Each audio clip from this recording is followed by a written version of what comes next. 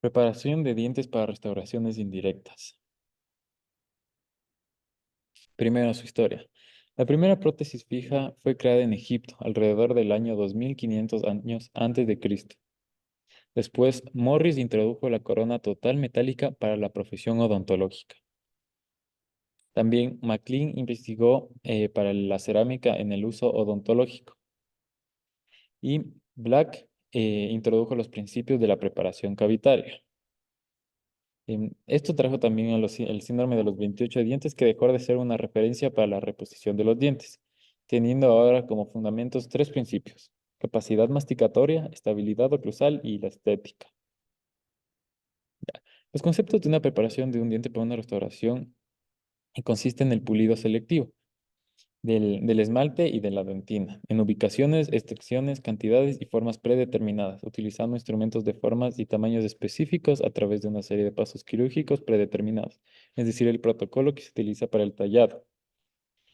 Y esto se refiere ya que el tejido del diente, que es el esmalte, una vez que se desgasta, es irreversible, por lo que la cantidad y el volumen de la preparación se deben tener en cuenta la integridad de este mismo tejido, así como el protector, como es el periodonto y el complejo dentino-pulpar, ya que al remover el tejido del esmalte se tiene que tomar en cuenta de no lastimar los tejidos adyacentes, como encía, como la pulpa, etc. Los principios que dirigen la preparación de los dientes son, primero, los requisitos mecánicos, biológicos, estética y de fácil preparación. Primero, los requisitos mecánicos. Tenemos a la retención. Estos están influenciados por factores como hábitos disfuncionales, patrones oclusales, diseño de restauración, expansión y posición del área dental. Principalmente lo que causa la retención son las fuerzas de tracción. Esta retención es la cualidad de la profesión que evita la dislocación de la restauración en dirección opuesta al camino de su inserción. El principal factor de persistencia es el paralelismo, es decir, qué tan inclinados están sus superficies axiales. Y lo ideal es conseguir un paralelismo absoluto, es decir, que ambos sean completamente rectos, pero en la práctica esto no es posible, por lo que se tiene que realizar un pequeño grado de inclinación. En el caso de las coronas largas, es decir, en dientes anteriores, se utilizan 10 grados de inclinación por lado, es decir, 20 en total. Y en dientes cortos, que son dientes posteriores, se utilizan 3 grados de inclinación por lado, que da un resultado de 6 grados en total. Es decir, que no sean completamente rectos, sino tengan una cierta conicidad para que entre la corona y se ajuste la restauración correctamente en sus márgenes. El material restaurador también influye en el grado del paralelismo necesario, ya que las restauraciones indirectas pueden ser realizadas con diferente tipo de materiales, como puede ser circonia, metal cerámica o solo cerámica, por lo que se tiene un diferente desgaste y un diferente grosor del material. La altura también influye en la retención, por lo que las coronas más largas necesitan de una mayor convergencia. Para una misma altura de corona, el aumento de la convergencia disminuye la retención. La superficie interior muy lisa de la restauración no favorece la retención, por lo que O'Connor en 1990 demostró que las restauraciones arenadas con partículas de alúmina de 50 micrómetros de diámetro antes de la cementación tenían mejor retención. Es decir, con este aparatito se arena el tallado y proporciona una mejor retención para nuestra preparación. Sin embargo, el diente preparado no debe dejar una textura rugosa, ya que eso interferirá con la reproducción de los detalles bajo la impresión y dificultará el encerado. Ya. Ahora tenemos la estabilidad o retención, que es la capacidad de una preparación para evitar el desprendimiento de una restauración. Los contactos en lateralidad durante la masticación y la acción de una escobilla interretal son ejemplos de situaciones en que vectores oblicuos son desarrollados. Hábitos como fumar pipa, bruxismo e interferencias en la lateralidad también generan vectores oblicuos, es decir, esta es la resistencia a fuerzas oblicuas. Cuando una fuerza oblicua es aplicada en una corona, esta tiende a ser dislocada mediante un eje de rotación. Es decir, el tallado, que es como un cilindro, se coloca la corona, tiene tendencia a que tenga una rotación, es decir, no esté fijada debidamente. Es por esto que en las preparaciones cuyo diseño tienen una forma cilíndrica, lo ideal es que se realicen pequeños surcos, ya que de esta manera, en vez de que sea una superficie completamente lisa, los surcos generan esta estabilidad a que no permita esta rotación. O idealmente sea que la preparación sea de forma piramidal. Igualmente, cabe recalcar que la longitud de cualquier diagonal del diente preparado debe ser siempre mayor al diámetro de la base. Es decir, que si este es nuestro tallado, esta longitud de acá que es la diagonal, tiene que ser mayor a esta base. Es decir, si es que la base es mayor, entonces tendrá un poco más cilíndrica y no tendrá una buena estabilidad. Ya. Para el resumen de las características de un diente preparado y sus relaciones con la retención y estabilidad, tenemos el paralelismo, que cuantos más paralelas son las superficies axiales, mayor es la retención y estabilidad. Es decir, que tenga cierto grado de conicidad, pero no tanto. Área de superficie, que cuanto mayor es el área de superficie, mayor es la retención. Es decir, que el desgaste no sea demasiado, que no deje mucho espacio para ser adherido. Es decir, tenga una proporción adecuada. El diámetro, que cuanto menor es el diámetro de la base, mayor es la estabilidad. En la geometría de la preparación, cuanto más piramidal y menos circular es la preparación, mayor es la retención y estabilidad. De esta manera no hace falta agregar estos surcos para generar esta retención. Y bueno, en caso de que así sea, se adicionan los surcos y cajas que mejoran la estabilidad y por ende la retención. Ya, estabilidad o rigidez estructural. Es la cualidad que debe obtener una restauración de no presentar deformación permanente o plástica bajo la acción de fuerzas desarrolladas durante la función, es decir, a fuerzas masticatorias. Primero depende del espesor del metal, del tipo de aleación empleada, espesor de la cerámica y cantidad de reducción tisular en la preparación, así como la geometría de la preparación y el tipo de terminación cervical. Ya. Una reducción tisular insuficiente en las preparaciones puede ocasionar ciertos errores. Por ejemplo, como se muestra en la imagen, si es que no se desgasta debidamente, en el laboratorio lo que le hace la corona es que ese espacio tiene que ser compensado por el material, ya que no puede ser una parte más gruesa que la otra en la corona, sino todo tiene que ser proporcional. Entonces, si es que una superficie de la preparación no fue desgastada proporcionalmente como el resto, ocasionará puntos de contacto, ya que esa misma parte va a ser igual complementada con el mismo grosor que toda la pieza. Y al momento de ocluir, o generará este punto de contacto. Por otro caso, en el caso que no se haga así y se coloque grosor más delgado, teniendo en cuenta que no se desgastó suficiente acá, será lo suficientemente como para que se llegue a fracturar, como en la imagen 12.36. Que ese ángulo genera que al resistir las fuerzas de oclusión, genere una fractura del material. Por lo que ideal sería que proporcionalmente todo el tallado esté igual. Igualmente, la obtención de múltiples puntos de contacto favorece una buena distribución de las fuerzas oclusales. Es decir, si es que la preparación libera y descansa todas sus fuerzas en un solo punto, hará que se fracture o por ende un punto de contacto que genere una lesión. Pero si es que es proporcional y todas las fuerzas alcanzan a ocluir de manera proporcional y como dividida en varias partes, las fuerzas oclusales se distribuyen de buena manera. Ya, los tipos de terminación cervical o diseño del margen gingival igual es importante. Teóricamente, la terminación en cero o filo de cuchillo es lo que ofrece mejores resultados. Sin embargo, en la práctica, un ángulo agudo no permite una línea de terminación clara y definida. Es indicada en dientes posteriores e inferiores inclinados hacia el lingual o con superficies muy convexas.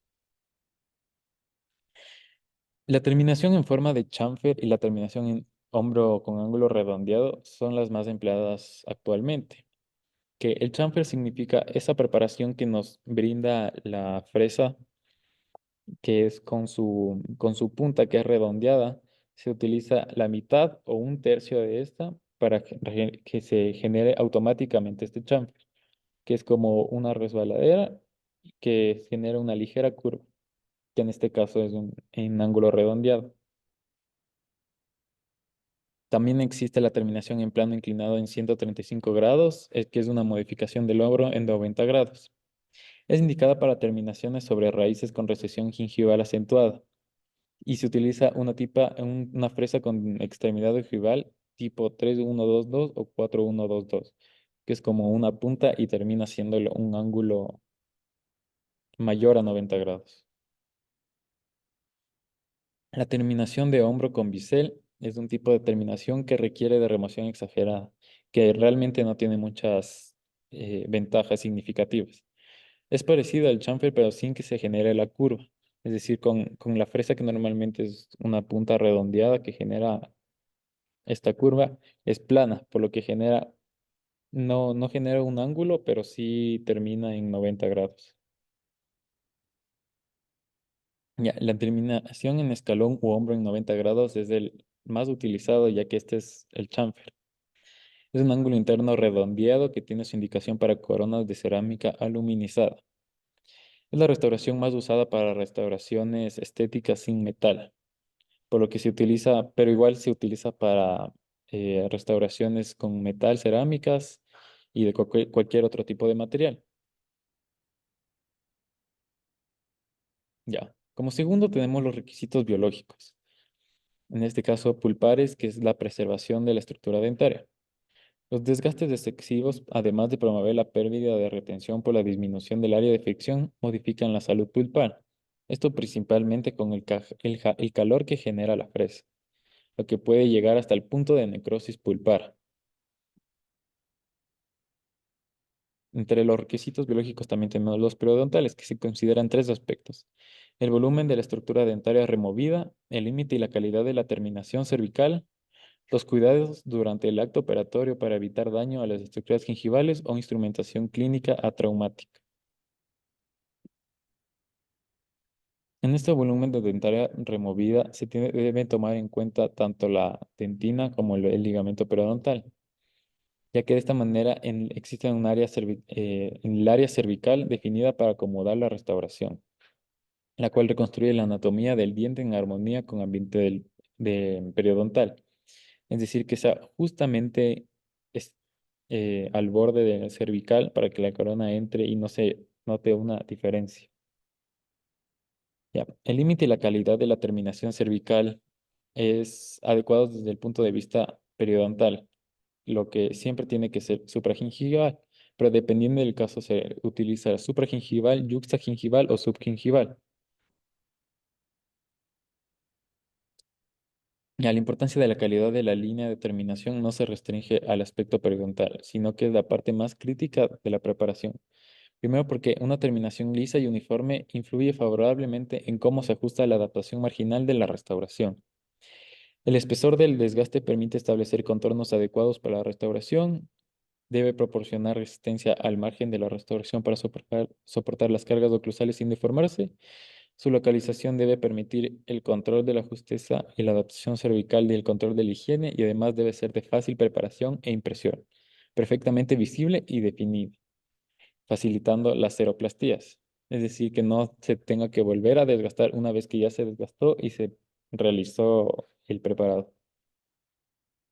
Ya, principalmente se tienen que evitar daños de estructuras gingivales durante la preparación para evitar cualquier sangrado o hasta recesiones gingivales. Ya, después tenemos los requisitos estéticos, que realmente la estética no es un concepto definido objetivamente, sino es lo que hace sentir cómodos y los resultados que obtienen los profesionales que trabajan en sus dentaduras postizas, así como la aceptación de sus pacientes. Lo ideal es encontrar un equilibrio entre la estética y el cumplimiento de lo biológico y oclusal de la secuencia, es decir, lo funcional. Se tiene que informar a los pacientes de las implicaciones de lograr una sonrisa ideal y orientarlos hacia un diseño de sonrisa que no condicione la salud de sus dientes. Ya, finalmente el requisito de fácil preparación. Se ha creado una secuencia predeterminada de operaciones con mediciones y consejos que son específicos para cada caso y es realizado con el objetivo de evitar cualquier error, ya que se siguen una serie de indicaciones exactas para evitar el margen de error. Ya, el protocolo consiste de 8 pasos, que es primero, delimitación cervical, las surcos guías axiales, reducción interproximal, unión de surcos axiales, surcos guías oclusal, unión de surcos guías oclusales, redondear ángulos y alisado y pulido. Ya, las características de las principales restauraciones. Las restauraciones de cobertura total. Este tipo de restauraciones de cobertura total conllevan un desgaste de todas las superficies coronarias del diente, independientemente del material que sea utilizado. Lo que llega a variar es la dimensión de las reducciones tisulares. Este tipo de restauraciones son las que tienen mayor capacidad de corregirse, dentro de algunos parámetros como el contorno de las superficies axiales, pequeñas giroversiones, inclinaciones dentarias y modificar el plano oclusal. Entre sus ventajas está fácil preparación, mejores características mecánicas, estabilidad y resistencia estructural, posibilidad de readecuación del diseño eclosal y que tiene bastante buena estética. Sin embargo, sus desventajas es su orden biológico, que la preparación es irreversible y mayor dificultad de adaptación cervical. Sus indicaciones están como restauración de un diente con destrucción coronaria severa, en donde la restauración parcial es contraindicada. En zonas de exigencia estética, necesidad de modificación de posición del diente y como retenedor de prótesis fijas extensas y complejas, en las que se exigen que el acabado estético sea alto. Y sus contraindicaciones por razones biomecánicas, preparación con menos preservación de la estructura dental, mayor riesgo pulpal y periodontal, y no está indicada como protección de los dientes frente a las caries. Ahora, la corona de oro. Aunque no es el material más agradable estéticamente en odontología, ya que no se asemeja nada al color del diente natural, sigue siendo el mejor material restaurador debido a su flexibilidad y bajo módulo de elasticidad. Los bordes de la corona se pueden pulir para mejor adaptabilidad. La corona de metal cerámica. Este tipo de coronas consiste en una estructura metálica de aleaciones nobles, seminobles o básicos, revestida por una capa de cerámica, para que sea visible estéticamente bien. Sus indicaciones son una restauración individual de todos los dientes anteriores y posteriores que necesitan cobertura total. Es decir, en la mayoría de casos, la rehabilitación de los determinantes oclusales como plano oclusal, dimensión vertical, relación céntrica y guía anterior. Y como retenedores de prótesis parciales fijas complejas, igualmente que en el anterior caso. Las contraindicaciones son en pacientes jóvenes con pulpa voluminosa, por el gran riesgo de lesión pulpar y por el desgaste que se tiene que realizar en este tipo de material, ya que es ligeramente mayor a otros tipos como la circonia, que son más resistentes y necesitan menos desgaste, por ende menos de espesor.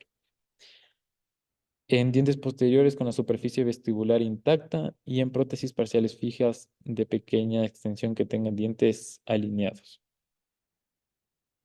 Entonces, sus ventajas están como que combina la estética de la cerámica con la resistencia del metal, cubrimiento de todas las superficies coronarias, es el material protésico que más dificultad de adherencia bacteriana presenta, pero en sus desventajas tiene igualmente el orden biológico, un diseño incorrecto de la estructura metálica, el equilibrio de los contactos oclusales más difícil de conseguir y tiene un costo bastante alto. La preparación para corona metal cerámica en dientes anteriores. Se utiliza un escalón de hombro de 90 grados con ángulo interno redondeado. Para evitar desgastes más profundos, las coronas clínicas largas pueden tener su terminación en chamfer. El procedimiento clínico se realiza con los pasos previamente mencionados, que primero son delimitación cervical de la preparación por vestibulizar y palatina. Es decir, se utiliza con una fresa redonda.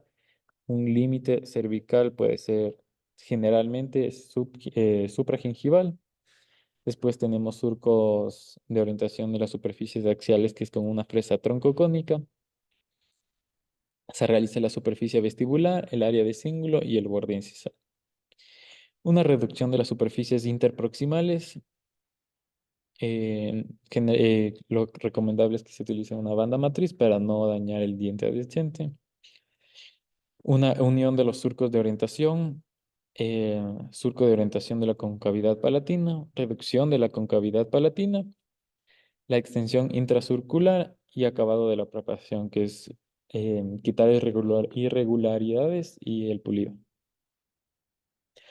Las características de la preparación concluida.